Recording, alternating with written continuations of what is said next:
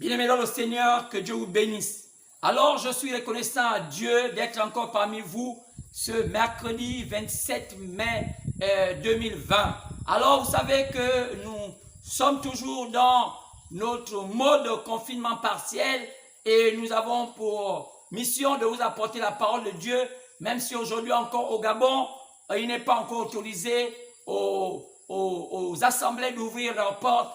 Alors nous sommes toujours en mode confinement et nous apportons notre évangile au travers des médias, au travers de vos portables.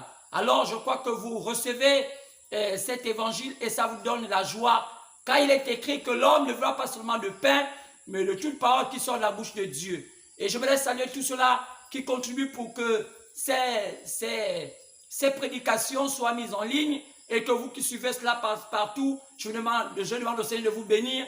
Bénir vos poches parce que vous contribuez par vos offrandes, vous contribuez par vos dîmes, alors que ceux-là qui veulent aussi contribuer à ces émissions, sinon à ces cultes, peuvent aussi voir les émissions, plutôt les numéros affichés et à la fin souvent des prédications, vous allez voir qu'il y a des numéros qui s'affichent. Alors vous pouvez seulement appeler et par rapport à cela faire par des voix et ces voix-là vont permettre à ce que vous puissiez contribuer à votre manière à faire en sorte que cette émission puisse aller un peu plus loin. Je vous ai demandé que j'ai besoin d'avoir plus d'abonnés parce qu'il faut parfois qu'on mette en direct et on nous a demandé qu'il faut une quantité de personnes.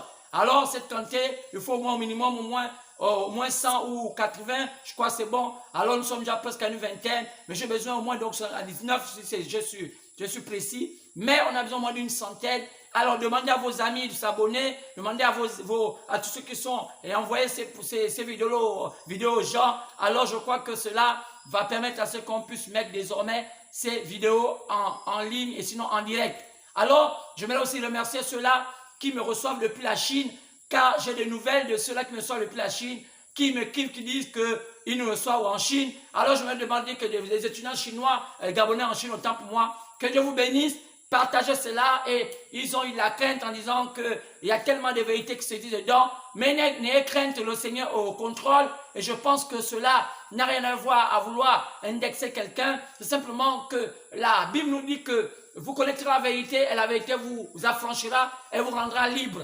Alors nous sommes au temps où Dieu nous permet d'apporter la plénitude de la parole, alors c'est pourquoi vous voyez qu'il y a de la précision dans ce qui se dit pour que la loi ne me dise pas que c'est la diffamation. Parce que lorsque quelque chose n'est pas réel, on peut le traduire sans diffamation ou bien à autre chose et la loi pourra me condamner. Mais aussi longtemps que c'est la vérité et il y a des preuves, alors ça demeure la parole, car nous ne sommes pas ici pour indexer quelqu'un, mais nous sommes ici pour apporter la pure parole. Alors je crois que ça vous édifie et dites à ceux-là, vos amis, vos condisciples, je ne sais pas comment on peut les appeler, vos collègues, alors dites-leur d'être à ma chaîne YouTube Jean-Luc Moulanda et je pense que partagez ça, partagez pour que votre foi soit intacte. Alors si ceux-là qui n'ont pas encore connu le véritable Seigneur Jésus, alors je pense que c'est le temps pour vous de vous mettre à réfléchir parce qu'en ce temps, on en a besoin de réfléchir dans ce temps trouble, là où on parle de coronavirus par-ci, coronavirus par-là, où on parle de pandémie par-là, pandémie par-ci. Alors c'est le temps de réfléchir, de savoir si le chemin que vous suivez est un vrai chemin. Quel que soit le milieu que vous avez embrassé, que ce soit dans les traditions, que ce soit dans des philosophies occultistes ou bien dans des religions, alors je vous demande de réfléchir. Et sinon, ceux qui sont restés indécis pour dire moi je ne peux pas et je suis là, alors ça ne veut pas dire que vous n'êtes pas victime, vous serez forcément être victime. Alors je vous demande de bien réfléchir, être dans la méditation et de demander au Seigneur de vous guider. Alors je dis que Dieu vous bénisse richement. Et on a commencé à entamer un message, je crois dimanche passé, et là-dedans, on est entré dans le pouvoir de Joseph et on a essayé de faire naviguer le pouvoir de Joseph partant de l'Égypte, plutôt partant même de la Genèse jusqu'en Égypte. Et puis, on est passé jusqu'à ce qu'on est arrivé à notre temps. Et cela, je crois que ça vous a beaucoup édifié. Mais je pense que j'aurai l'occasion simplement de vous donner encore un petit briefing, sinon un petit rappel de mémoire pour que vous soyez au point. Et sinon, ceux qui veulent bien, ils peuvent aussi encore cliquer, aller voir la prédication des dimanches et vous allez être au point par rapport à ce qui va se dire aujourd'hui. Alors aujourd'hui, comme d'habitude, j'ai encore amélioré le thème. Alors ce mercredi 27 mai 2020, en améliorant le thème, j'ai dit encore, réveille-toi Afrique. C'est écrit sur mon tableau, réveille-toi Afrique. Aujourd'hui, l'Église est posée sur le fondement de la perfection. Alors, aujourd'hui, le thème d'aujourd'hui, c'est réveille-toi Afrique. Aujourd'hui, l'Église est posée sur le fondement de la perfection. Alors, la fois dernière, je vous disais que aujourd'hui, le monde, sinon le monde chrétien, a un souci. C'est pas un problème de bâtiment, c'est pas un problème de la manière de s'habiller, mais c'est un problème de doctrine. Car vous savez, je vous ai fait comprendre qu'une croyance sans doctrine n'est pas une croyance, car ce qui fait la force d'une croyance, c'est sa doctrine. Alors, vous allez voir pourquoi il y a autant d'églises. Pourquoi il y a l'église catholique, pourquoi il y a l'église protestante, pourquoi il y a tout ça, les pentecôtistes et tout cela, les célestes et tout cela, et on peut dire les charismatiques, pourquoi tout ça, les évangéliques et tout ça, pourquoi? C'est un problème de doctrine, parce que si on avait tous la même doctrine, c'est que si on ne pouvait pas avoir différentes pensées, différentes croyances, alors je dis c'est un problème de doctrine, alors c'est un peu cela, d'où je vous disais qu'il y a plusieurs croyances, d'autres utilisent des dogmes comme doctrine, comme les catholiques, comme les protestants, il y a beaucoup de dogmes, c'est des choses qu'eux-mêmes ils croient être vraies, eux-mêmes ils inventent, alors par rapport à cela, ils appellent ça des doctrines. Mais vous savez que l'Église du Dieu vivant est posée sur la doctrine du Christ, la doctrine de Christ lui-même. Alors c'est pourquoi vous allez comprendre que le souci des véritables chrétiens, c'était de retourner à la véritable doctrine, la vraie doctrine de Christ. Alors c'est pourquoi il faut me la savoir. Quelle était cette doctrine? Alors, c'est pourquoi je voudrais simplement, avant de peut-être commencer et faire le petit rappel de ce que c'est fait dimanche passé, alors prendre les Écritures dans le livre de 1 Corinthiens, chapitre 3, partant du verset 9 à 15. Alors, c'est simplement ça parce que après, si je me mets simplement à commencer à la prédication, j'aurais peut-être du mal à encore revenir à vous lire les Écritures. Je vais vous demander seulement de vous lever on va prendre 1 Corinthiens chapitre 3, partant du verset 9. 1 Corinthiens chapitre 3, partant du verset 9. Alors je crois que cela va vous aider. Alors prenons cela, 1 Corinthiens chapitre 3, partant du verset 9. 1 Corinthiens 3, partant du verset 9. Lisons cette écriture. Car nous sommes ouvriers avec Dieu. Vous êtes le champ de Dieu, l'édifice de Dieu. Selon la grâce de Dieu qui m'a été donnée, j'ai posé le fondement comme un sage architecte et un autre bâti dessus. Mais que chacun prenne garde à la manière dont il bâtit dessus. Car personne ne peut poser un autre fondement que celui qui a été posé, à savoir Jésus-Christ. Or, si quelqu'un bâtit sur ce fondement avec de l'or, de l'argent, des pierres précieuses, du bois, du foin, du chaume, l'œuvre de chacun sera manifeste. Car le jour le fera connaître parce qu'elle se révélera dans le feu. Et le feu éprouvera ce que l'œuvre de chacun. Si l'œuvre bâtie par quelqu'un sur le fondement subsiste, il recevra une récompense. Si l'œuvre de quelqu'un est consumée, il perdra sa récompense pour lui et il sera sauvé, mais comme au travers du feu. Que le Seigneur bénisse la lecture de sa parole. Au nom de Jésus, j'ai ainsi prié. Amen. On peut s'asseoir. Alors, j'ai dit que la fois dernière, je vous ai démontré comment le pouvoir de Joseph était composé et ses origines. Et je ne peux pas revenir aux origines parce que je vous ai dit ça venait d'Adam. Et ça traversait les temps, ça arrivait en Égypte, ça continuait à aller en Babylone comme étant un empire. C'était là-bas, on a vu Daniel en Babylone, on a continué, ça traversait les temps jusqu'aux 4 empires et l'empire Mède et les Perses. Et après, on a vu que c'est parti jusqu'au temps de l'empire grec. Et après, vous avez vu que l'histoire nous raconte même qu'il y a des Grecs qui ont voulu rencontrer Jésus.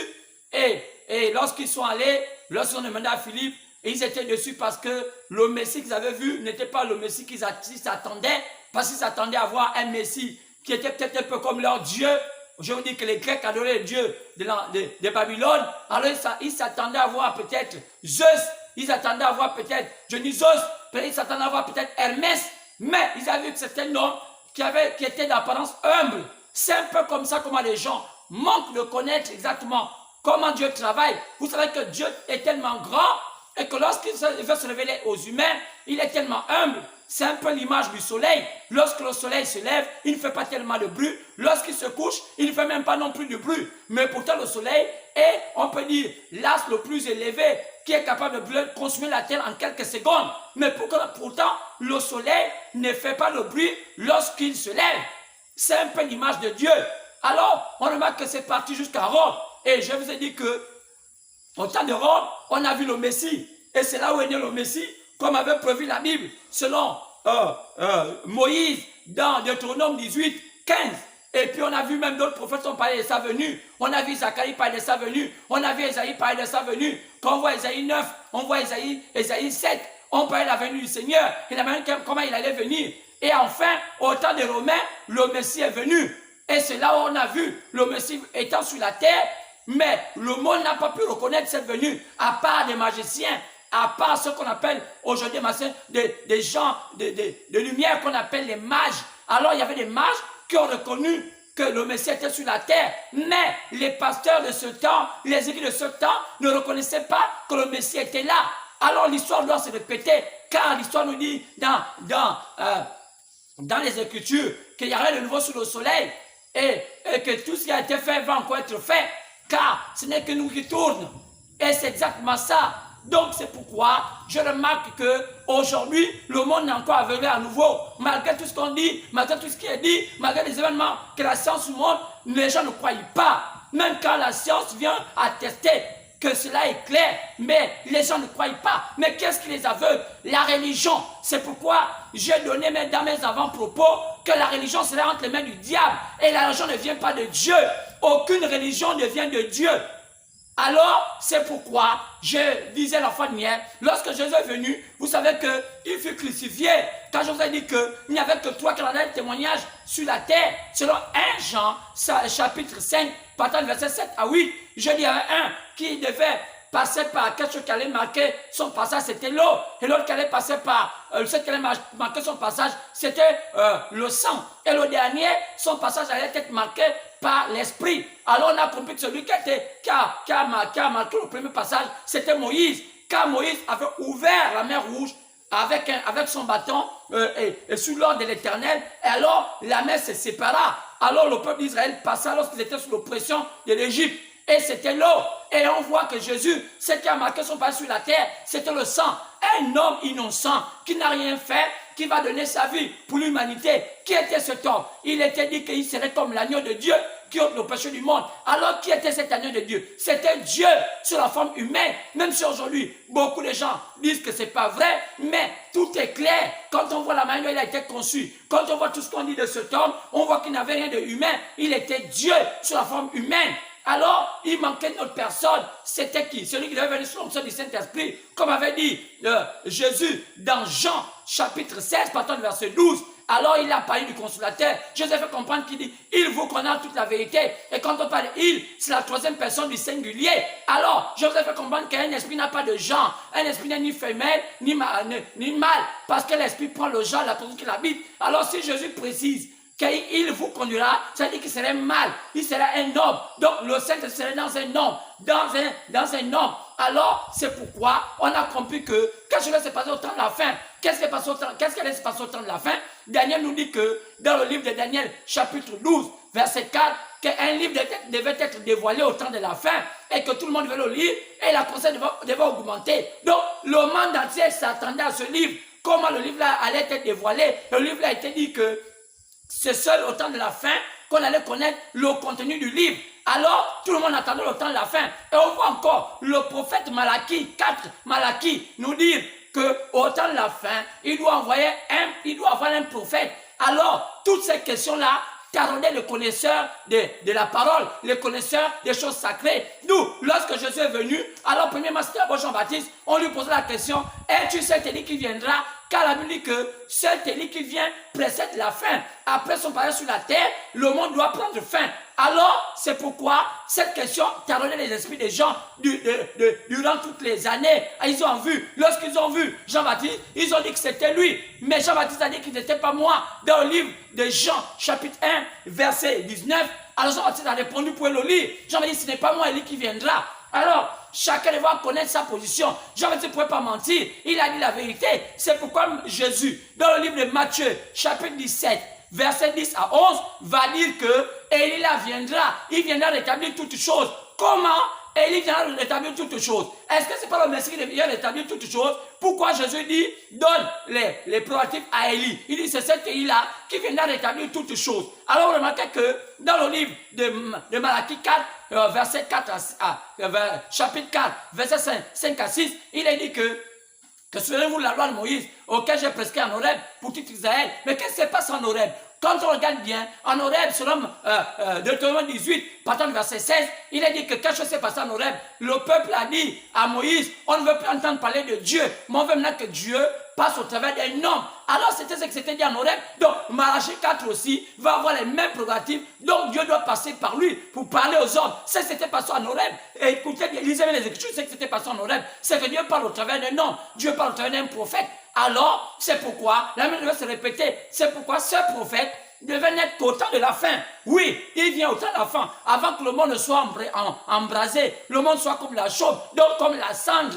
C'est pourquoi la venue d'Élie intriguait les gens. La venue d'Élie faisait peur. Alors, donc Élie devait venir au temps de la fin. C'est pourquoi on voit qu'il y a une mission. Et Jean, plutôt Luc, chapitre 1, verset 17, nous confirme que Élie là, ce n'est pas le nom d'un homme, c'est le nom de l'esprit qui va habiter l'homme qui devait être au temps de la fin. Le prophète devait être au temps de la fin. C'est comme Jésus. Avant qu'on écrive le Nouveau Testament, on ne connaissait pas son nom. On l'appelait le Messie. Regardez bien, quand on regarde bien dans le livre d'Ésaïe, on n'a jamais dit que c'était Jésus. On n'a jamais dit que c'était Jésus. On a dit qu'une vierge enfantera un fils. On a aussi dit, on appelait admirable, prince de paix. Mais on n'a jamais appelé Jésus. Mais pourquoi on n'a jamais appelé Jésus? Parce que Dieu a une manière de nous appeler. Il nous appelle par l'onction qui nous habite. C'est pourquoi, remarquez bien, depuis, on ne connaissait pas Jésus. Mais lorsque Jésus viendra, c'est Marie qui va donner sous inspiration, disant que l'ange lui a dit que l'enfant va s'appeler Jésus. Mais il y avait déjà d'autres Jésus.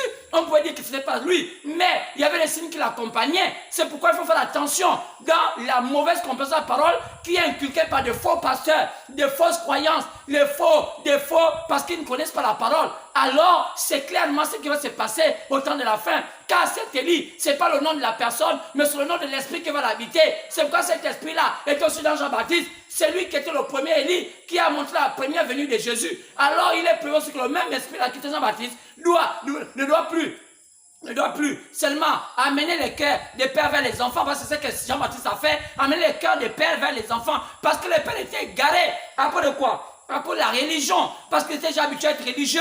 Vous voyez, la religion tue, et la religion vient du diable. C'est une organisation qui ne vient pas de Dieu. C'est des choses mesquines, des choses qui n'ont pas de sens, des choses où on s'organise autour de la parole, mais ce n'est pas la parole. Mais lorsque Jésus est venu, il fallait que Jean-Baptiste attire l'attention des pères pour dire au père, le Messie est là. Car le Messie était comme incognito, personne ne le connaissait. Il fallait que Jean-Baptiste, à l'âge de 30 ans, dise que voici le Messie. Le Messie s'est montré à 30 ans. Pourquoi? Parce que quand il était enfant, à part les mages l'ont connu, à part les bergers, vous savez que la parole ne vient qu'aux bergers. Oh, il ne vient pas n'importe qui. La parole de Dieu vient qu'au vrai serviteur de Dieu. C'est pourquoi ce n'est pas tout le monde qui connaît la parole. On peut lire la Bible, on peut avoir des songes, on peut commenter la Bible, mais ce n'est pas ça connaître la parole. La parole de Dieu est révélée. C'est pourquoi Jésus dit que c'est sous la révélation que la parole de Dieu est prêchée. C'est exactement ça. Oh, c'est pourquoi Jésus a dit ça à Pierre. Il dit c'est sur cette pierre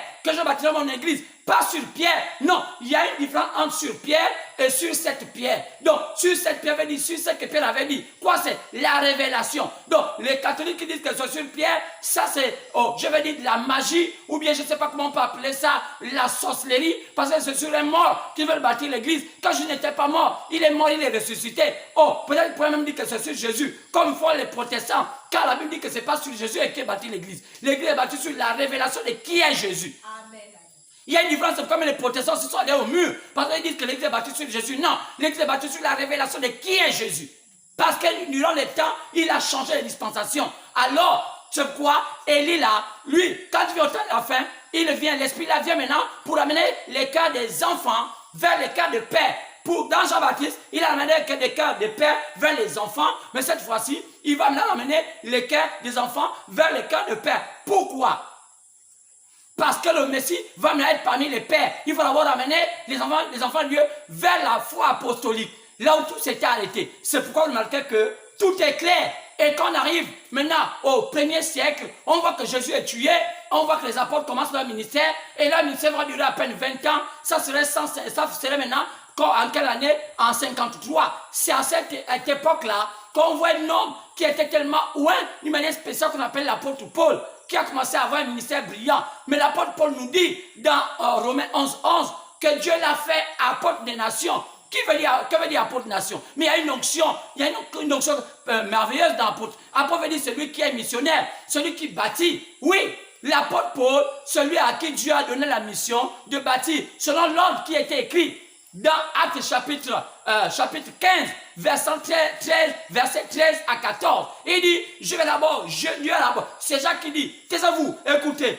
Pierre a d'abord dit, comment Dieu va d'abord jeter cette gars vers les nations, vers les païens, pour choisir parmi les païens un peuple qui va porter son nom. Je veux dire que c'est une histoire d'un père, d'un fils et de sa bru, donc de la femme de son fils. Donc, on va voir ici le père qui est Dieu, Jésus qui est le fils, et l'église qui est l'épouse. C'est exactement la même chose. Oh, alors, c'est dommage que les gens ne comprennent pas ces choses. Parce qu'on a aujourd'hui des soi-disant pasteurs qui nous brûlent les cartes. Ils devaient s'arrêter. Ils devaient cesser de raconter n'importe quoi lorsque Dieu ne les a pas investis. Quand ils sont en train de nous prier, Paul a dit, si la trompette donne un son confus, comment les gens pourront venir au rendez-vous? Comment les gens pourront se regrouper alors qu'il y a tellement de confusion? Chacun dit ceci, l'autre dit comme ci. Et il y a tellement, et ce sont les croyances qui amènent les gens dans l'aveuglement. Alors, clairement, regardez bien, et c'est ça qui s'est passé. Alors, Jésus, on a vu que après les apôtres, Paul a commencé le travail. Et on nous a dit que lorsque Dieu avait suscité le temps de lumière vers les païens, il a marqué ça en 7 temps. On a appelé ça 16 âges de l'église. Sinon, après chapitre 2, après chapitre 3, on avait écrit à l'âge d'Éphèse, de Smyrne, de Thyatire, de Pergame, de Sardes, de Philadelphie et de Laodicée. Vous savez qu'il y a 7 temps. Et j'ai dit ça à la fin qui est un type du chandelier. Vous voyez, il y a 7 lampes. Alors, on a dit écrit à l'ange. L'ange veut dire un messager. Et donc, dans chaque temps, Dieu devait susciter un homme par qui Dieu devait choisir ses élus, partant du 1er siècle jusqu'à notre temps. C'est pourquoi on a vu que l'apôtre Paul fut le premier. Et je vous ai amené des photos. S'il faut vous donner au fur et à mesure, pour que vous ayez au moins une idée. Je vous donne les photos, peut-être vous allez comprendre. Vous n'allez pas comprendre que je ne dis pas les choses en vain. Il fallait passer par là. Il y avait l'apôtre Paul, il y avait ceci, ils étaient nombreux. Il devait être 7. L'apôtre Paul et tout cela, si Dieu me permet. Et si on peut voir l'apôtre Paul, c'est lui l'apôtre Paul, c'est lui le premier messager que Dieu envoya au 1er siècle. C'est pourquoi je l'ai dit tout à l'heure, l'apôtre Paul dit c'est moi qui ai mis le fondement. Donc l'église de Dieu vivant, c'est lui qui a mis le fondement. C'est lui l'homme en les années 53, c'est lui. Donc si quelqu'un prêche l'évangile sans comprendre que c'est Paul qui a mis le fondement, c'est un faux pasteur. C'est pourquoi vous remarquez aujourd'hui, quand vous voyez des églises, on voit des femmes qui sont des pasteurs. Paul a dit c'est pas possible. C'est un commandement du Seigneur. Je vous lis ça tout à l'heure, c'est possible. Il dit, quand une femme prêche l'évangile C'est pas un commandement du Seigneur, c'est du diable, c'est l'occultisme. Mais oui, on n'est pas contre les femmes, on n'est pas misogyne. Après est venu qui? Après est venu un homme, après Irénée. On va voir peut-être si j'ai toutes les photos, je suis en train de chercher Irénée, le frère Irénée, il doit être quelque part, et si je ne le trouve pas, ça ne fait rien, prochainement je pourrai le trouver. Donc il y avait Irénée. Je peux mettre où, là? Non mais c'est bien, il y avait Irénée. Bon, mais en tout cas, il y avait Irénée, si on ne trouve pas les photos, plus tard on va le trouver. Après Irénée, voilà Irénée, on voit Irénée ici. Voilà Irénée, celui qui a marqué après Paul, celui à qui Dieu a envoyé. Irénée, celui qui était le fils de la foi de Polycarpe, qui était le fils de Jean qui a écrit l'Apocalypse. C'est lui Irénée. Oh, dans les années 170, 300, celui qui a marqué l'histoire de l'Église. Et pour être élu, il fallait passer par ces hommes-là. Ce sont eux, par leur message, que les élus étaient choisis. Après, on a vu un homme appelé Martin. On va voir Martin. Voilà Martin. Il était militaire, il a démissionné. C'est pourquoi vous allez voir aujourd'hui, au Gabon, dans beaucoup de pays, même les policiers sont maintenant des pasteurs. Même les hommes d'affaires. C'est pourquoi il y a toujours la confusion. Quelqu'un qui fait la fausseté, il fait la narque, il vole toute la journée, il prend l'argent aux gens, mais il est pasteur dans les églises, ou bien ça ne se fait pas. Lui, il a démissionné. C'est ça le problème. Un policier ne peut pas être pasteur. Un homme d'affaires ne peut pas être pasteur. C'est pas bon. C'est pourquoi je dis à tous les pasteurs affairistes. Alors, après on a vu Colomban. Oh, Colomban. Le frère Colomban. Oh, peut-être que je ne le vois pas ici, mais j'ai l'occasion. Mais après, il y avait Colomban. Après Colomban, on a vu Luther. Clairement, voilà Luther. Bon, on va montrer plus tard Colomban. Voilà Luther. Après cela, je crois que c'est Colomban peut-être là. Voilà, Colomban est là. Voilà Colomban. Voilà, Colomban est là. Après Irénée, Dieu a suscité Colomban. Chaque fois, Dieu dans un temps, il y avait 7 temps, il doit y avoir 7 messagers. Alors, c'est ça. Vous devez connaître votre histoire. Si un pasteur ne vous prêche pas comme ça, c'est un faux pasteur. Alors, vous devez comprendre bien l'histoire de l'église sur la terre. Comment l'église a été bâtie. Et tous ceux qui connaissaient les messages de leurs messagers, c'est pas comme ça comment Dieu a choisi les élus. Alors, après Colomban, oh, on a vu maintenant dans les années 1500, Luther qui est né. Voilà Luther. Ah, Luther, en Allemagne, c'est lui qui a commencé à briser les systèmes catholiques. Oui, il a écrit 95 thèses sur la fausseté catholique, même si aujourd'hui les gens disent que c'est la première église du monde, parce qu'ils sont là l'ignorance. L'église catholique n'a jamais été la première église du monde, et jamais, elle ne serait jamais. La vraie église du Dieu vivant était bâtie sur la révélation, c'est ça que Jésus lui-même a bâti. Donc ce n'est pas les catholiques romains qui ont fait la première église, ça c'est de la magouille. Alors, après, on peut maintenant voir dans les années 1900, 1800, un homme appelé John Wesley. C'était un Anglais. L'évangile a continué. Là de Philadelphie. Et je me dis que chacun d'eux avait un âge. Alors vous allez voir que Paul, c'était l'âge qu'on appelait Éphèse, sinon Apocalypse chapitre 2.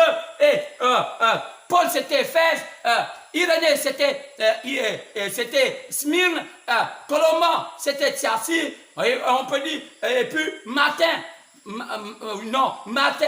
c'était Thyatire, et puis Colomban, c'était Pergame, et puis après, on arrive maintenant à l'âge de Sardes. Sardes, c'était Luther, et après, on arrive à l'âge de Philadelphie, l'âge de l'amour, c'était John Wesley. Et enfin, le dernier, je veux dire, il devait avoir un. C'est celui que je dis qu'il est né aux États-Unis, quand la Bible dit, selon, après chapitre, plutôt, selon Matthieu 24, partant du verset Matthieu 24, partant du verset 27, on a dit que les clercs devaient descendre de l'Orient pour se montrer maintenant en Occident. L'Occident, c'est l'os du monde, donc on appelle ça les États-Unis. C'est pourquoi le dernier des messagers devait naître où? Aux États-Unis. C'est pourquoi on a vu un, c'est lui, on l'appelle William Marion Branham. Même si la jalousie des églises, la jalousie des systèmes, parce que les premiers à combattre cet homme-là, ce sont les Occidentaux. Parce que les Occidentaux ne veulent pas que la vérité soit dite. Pourquoi? Parce que la religion est un business aujourd'hui en Occident. Ils se font des sous. Ils ont créé beaucoup de systèmes de religions.